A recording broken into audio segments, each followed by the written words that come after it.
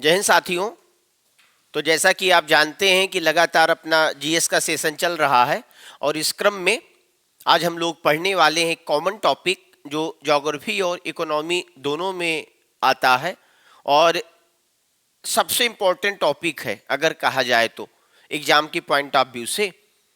तो इस important topic को हम कवर कर लेते हैं। तो एक क्लास में ये पॉसिबल नहीं है कि हम इस सिलेबस को कवर कर ले, इसके लिए हमें 2 वीडियो बनाने होंगे। तो आज बेसिक बातें, इम्पोर्टेंट या मोस्ट इम्पोर्टेंट बातें, क्वेश्चन जो एग्जाम में बनते हैं या बनेंगे, और फिर नेक्स्ट वीडियो में हम लोग डिटेल में, जिसमें लाइव सेशन होगा, जिसमें आप क्वेश्चंस पूछ सकेंगे, हम आंसर तुरंत बता पाएंगे। तो ये क्लियरिटी बनी रहे, इसलिए हम कल से लाइव सेशन लेकर आएंगे और डिटेल में हम लोग जनगणना 2011 को पढ़ेंगे, सेंसस 2011, जिसमें जैसे जनसंख्या में 4 बड़े राज्य, जनसंख्या की दृष्टि से 4 सबसे छोटे राज्य, लिटरेसी रेट हाई जहां पर है ऐसे 4 राज्य, लिटरेसी रेट साक्षरता दर जहां पर कम है ऐसे 4 राज्य, हाई पॉपुलेशन डेंसिटी वाले 4 राज्य छोटे राज्य, 4 हाई सेक्स रेशियो वाले राज्य, 4 कम लिंगानुपात दर वाले राज्य। ऐसे हम लोग 4 कम 4 ज़्यादा, इस तरीके से हम लोग पढ़ लेंगे, ताकि एग्जाम्स में अगर मैचिंग के लिए भी आए ना 4 राज्य, उनको मैचिंग करने के लिए बोल दे या एक उसमें से क्रम सीक्वेंस ऑर्डर में चेंज कर दे, तो अगर हम 4 ऑप्शन तक तैयार कर लेते हैं तो फिर कहीं ना कहीं हम सटीक आंसर तक विद इन सेकेंड पहुंच जाएंगे। तो इतना भी आईक्यू लेवल, एप्टीट्यूड हमें डेवलप करना है, ताकि 1-2 ऑप्शन को अगर वो इंटरचेंज करता है, ऑर्डर उनमें चेंज कर देता है, तब भी हम कम से कम समय में सटीक आंसर लगा पाएं। और ये एक ऐसा टॉपिक है जो लगभग 10 साल चलता है। 10 साल में जनगणना होती है जी नो, लेकिन 2020 से कोई जनगणना नहीं हुई है। तो ये मान के चलता हूं कि 6 महीना, साल भर, 2 साल भी कोई जनगणना नहीं होनी।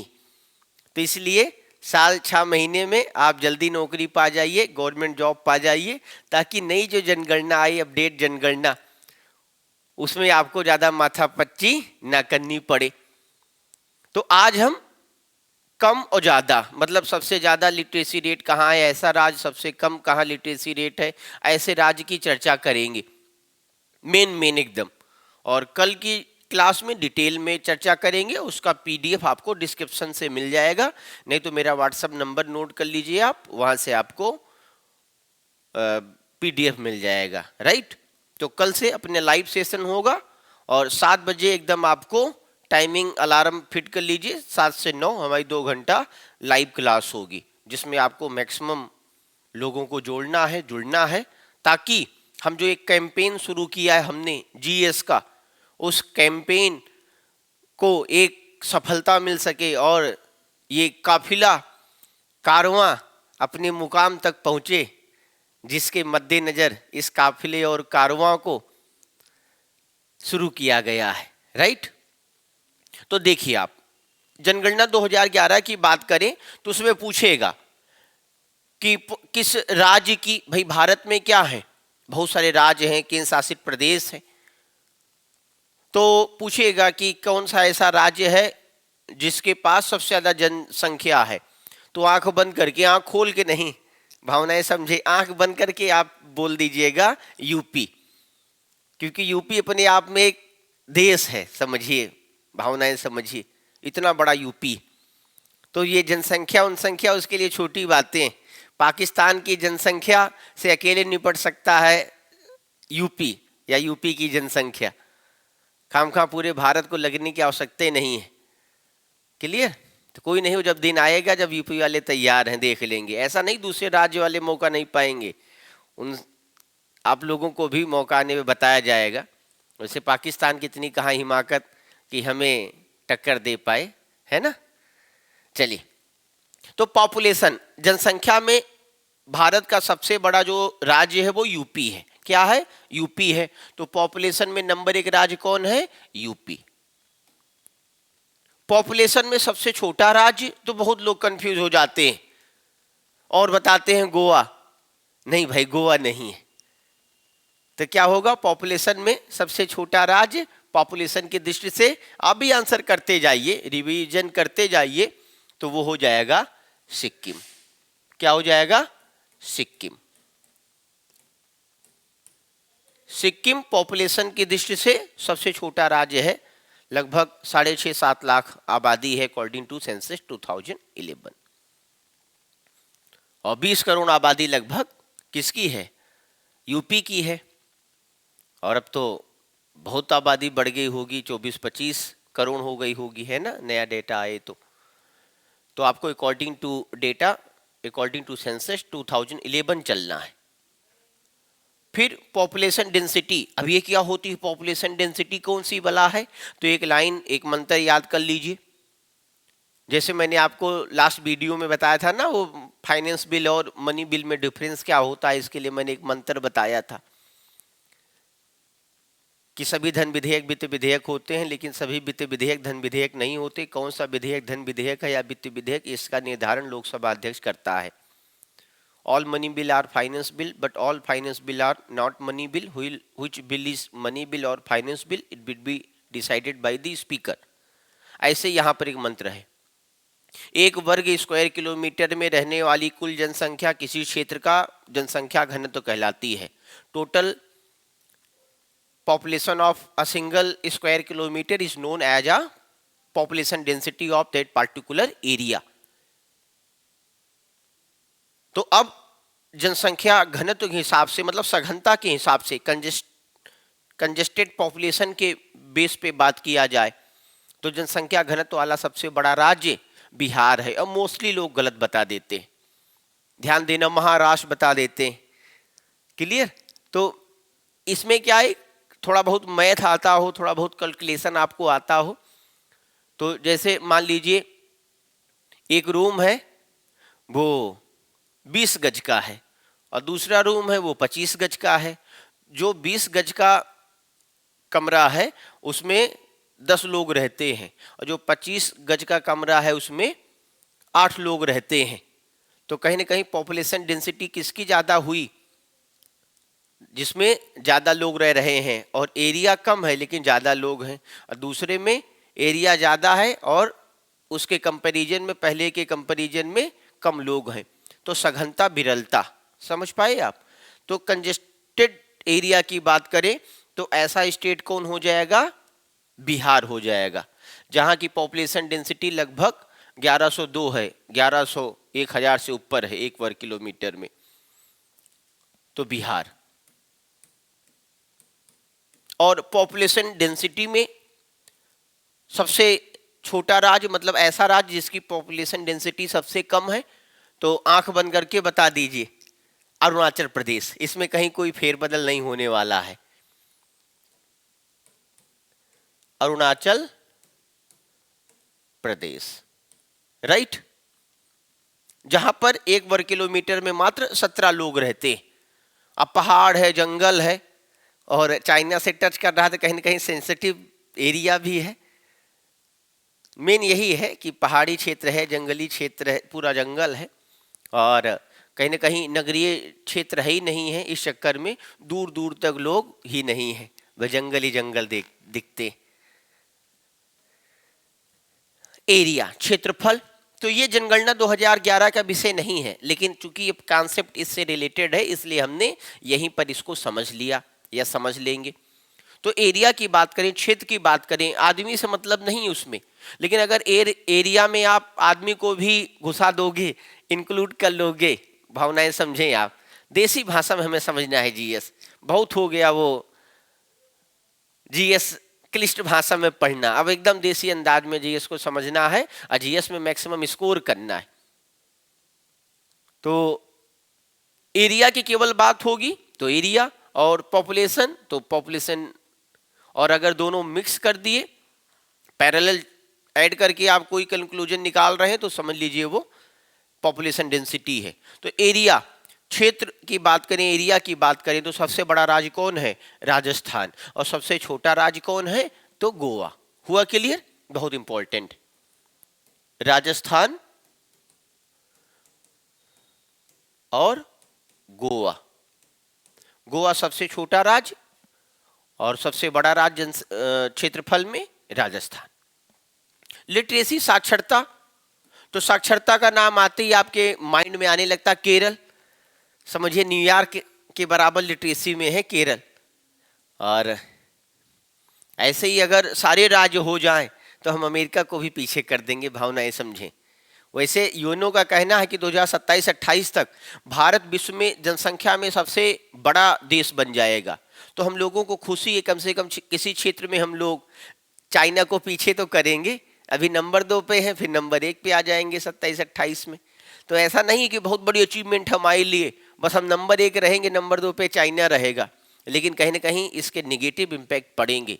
वैसे ही एरिया के हिसाब से भारत चाइना से भाई छोटा है ना, और जनसंख्या चाइना से भी ज़्यादा हो जाएगी, तो कहीं कहीं संसाधनों पर क्या होगा? बर्डन, बोझ पड़ेगा ना। तो भारत में बहुत निगेटिव इम्पैक्ट आएगा अगर समय के साथ हम लोग नहीं चेते, नहीं समझदार हुए तो। लिटरेसी, साक्षरता, तो साक्षरता की दृष्टि से सबसे बड़ा राज्य कौन हो जाएगा जिसकी साक्षरता दर सबसे ज़्यादा है? केरल। और सबसे कम साक्षरता वाला राज्य, तो आंख बंद करके आप बताएंगे बिहार।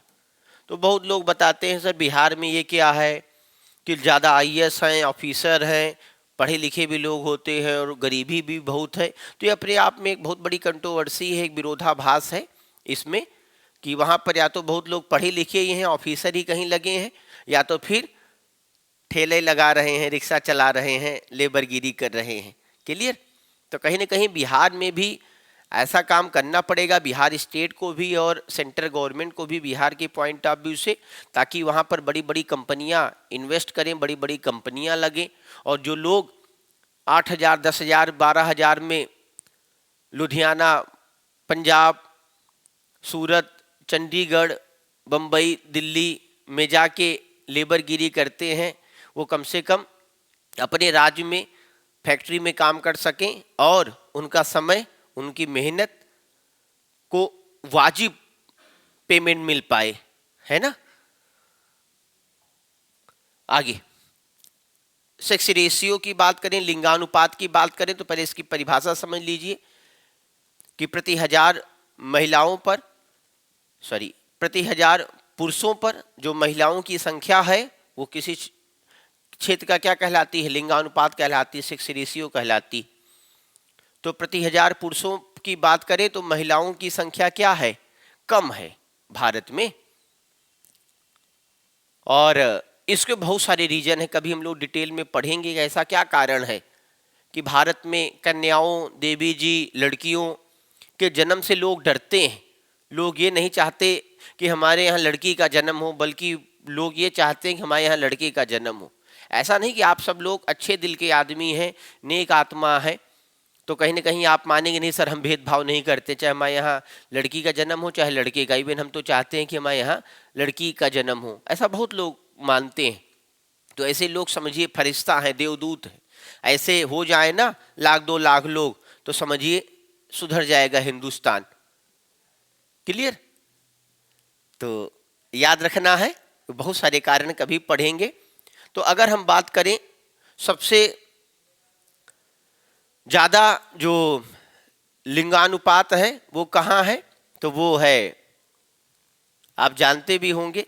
अच्छा, साक्षरता की बात कर रहे थे हम लोग ना, तो साक्षरता में आपको पता होगा कि 90% ज़्यादा, 84 गलत बोल दिया मैंने, 90% साक्षरता में केरल है।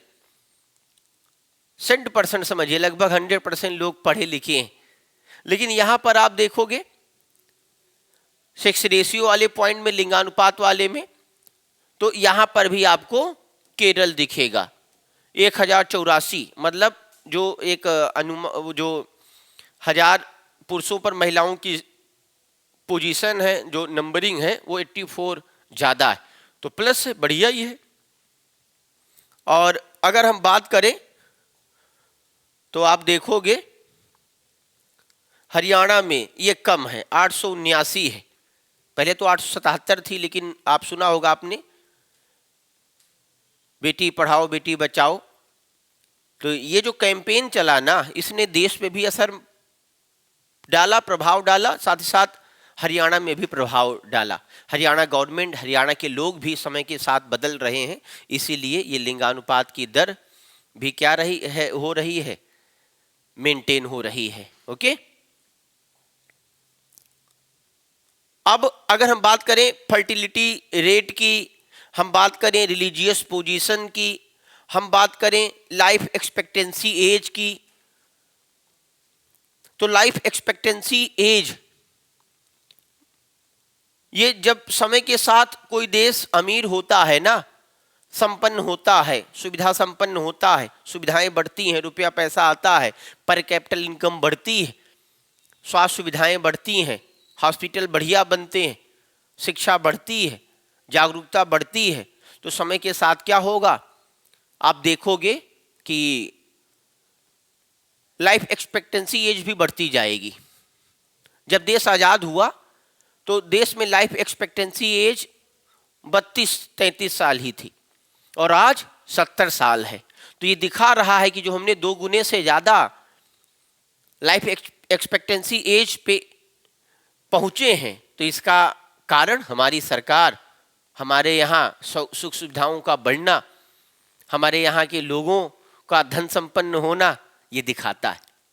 अब भाई आप गरीब हैं, पता है 5 बच्चे हैं, गरीब हैं, अब 1-2 बच्चा बीमार है तो सारे का नहीं इलाज करा पाएंगे, क्योंकि आपको रोटी दाना भी खाना है।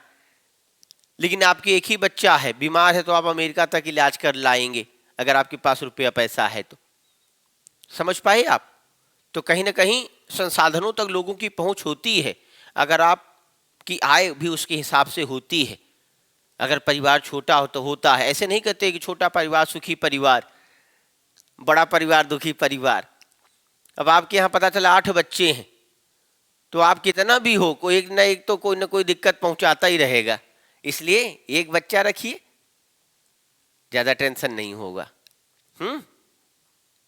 तो फर्टिलिटी रेट की बात करें तो याद करिए, एक जमाना ऐसा था आज के 50, 40, 60, 70 साल पहले, जब हमारी जो दादी थी, हमारी नानी वगैरह होती थी, हमारी सबकी दादी नानी की बात करें, वसुधैव कुटुंबकम वाली बात करें, स्पेशली इंडिया जैसे देशों की बात करें, तो आप देखोगे 8-8, 10-10, 12-12 बच्चे होते थे।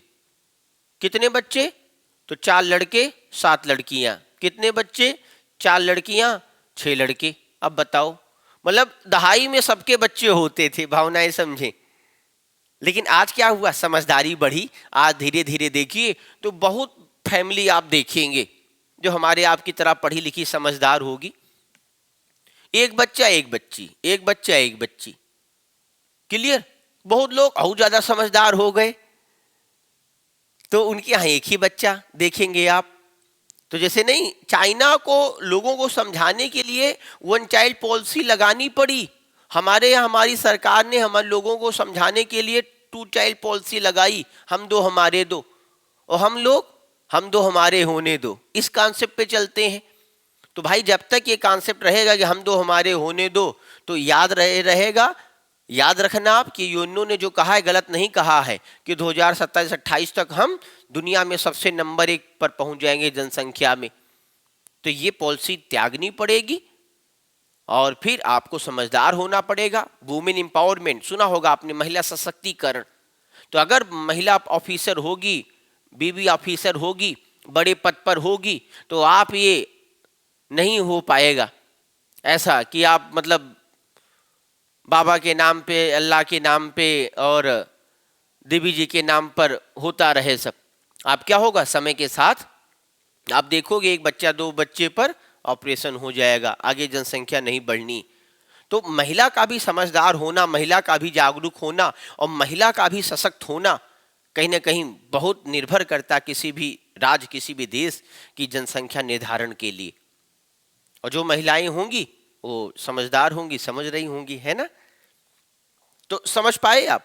तो प्रजनन दर की बात करें, एक ऐसा समय था जब 8-8, 10-10 बच्चे होते थे। एक महिला का जो प्रजनन काल होता है, फर्टिलिटी जो टाइम होता है, लगभग 12-13 साल से लेकर 45 साल तक, उस बीच में एक महिला कितनी बच्चे को जनती है, जन्म देती है, वही फर्टिलिटी रेट कहलाता है। इसको भाई अदर वे में मत लेना।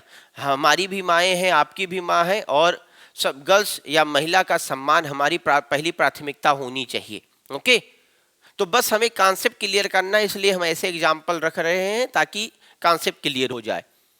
तो अब पहले आप देखते थे कि मतलब 8-8, 10-10 बच्चे होते थे, है ना, तो वो कहीं ना कहीं दिखाता था कि उतनी मतलब अवेयरनेस नहीं थी। आज देखिए 2 बच्चा, 3 बच्चा, 1 बच्चा।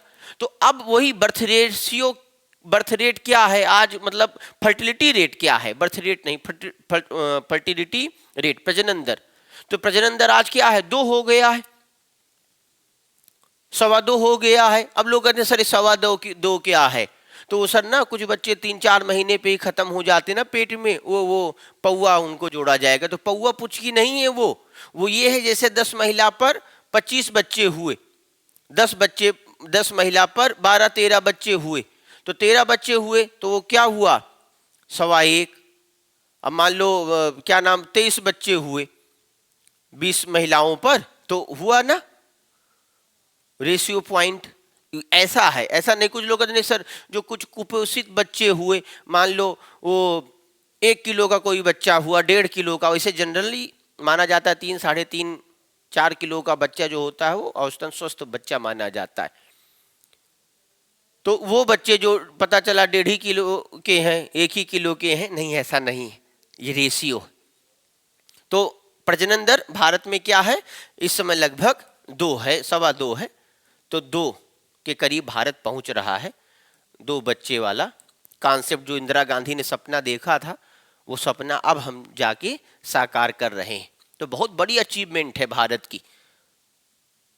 45 साल पहले जो सपना देखा गया 1975 में, जिसके लिए इंदिरा गांधी को इमरजेंसी भी लगानी पड़ी, फिर भी कहीं ना कहीं हमारे देश के लोगों से सहयोग नहीं मिला। समय के साथ अब उनकी आत्मा जहीं कहीं पर हो, बहुत संतुष्ट होंगी कि अब भारत के लोग कम से कम सुधर तो रहे हैं, मेरी बात अब समझ पा रहे हैं।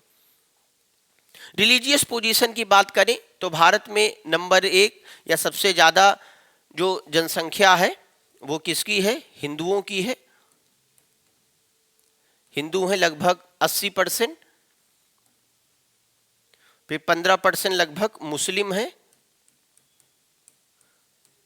है, 2% से ज़्यादा आप देखेंगे सिख हैं, 2% से ज़्यादा ईसाई हैं। लेकिन अगर हम परसेंटेज मतलब 1% से ज़्यादा सिख हैं और 2% से ज़्यादा ईसाई हैं और 1% से कम बौद्ध हैं। क्लियर? तो हिंदू, मुस्लिम, उसके बाद में किसका नंबर आएगा, ईसाई, और फिर हैं सिख, फिर हैं बौद्ध। तो 2% से ज़्यादा सिख हैं, 2% से कम 2.25% क्या है, सिख है ना। ईसाई 2% से ज़्यादा, 15-16% लगभग मुस्लिम है, 80% लगभग हिंदू हैं। अब अगर हम लैंग्वेज की बात करें, भाषाओं की बात करें, लैंग्वेज की बात करें, भाषा की बात करें, लैंग्वेज की बात करें, भाषा की बात करें, तो सबसे ज़्यादा बोली जाने वाली भाषा क्या हो जाएगी, अंग्रेजी नहीं, हिंदी होगी। हिंदी, हिंदी के बाद बंगाली, बंगाली के बाद मराठी, फिर तेलुगु, तमिल। हिंदी तो मतलब लगभग मान के चलिए 50% के करीब हिंदी है, और बंगाली मान के चलिए 9%, 10% के करीब। फिर थोड़ा थोड़ा मार्जिन है हिंदी और बंगाली में, या हिंदी और दूसरी जो रेस्ट रीजनल लैंग्वेज उनमें बहुत मार्जिन है। लेकिन बंगाली और दूसरी लैंग्वेज में बहुत अंतर नहीं है। बंगाली, मराठी, तेलुगु, तमिल,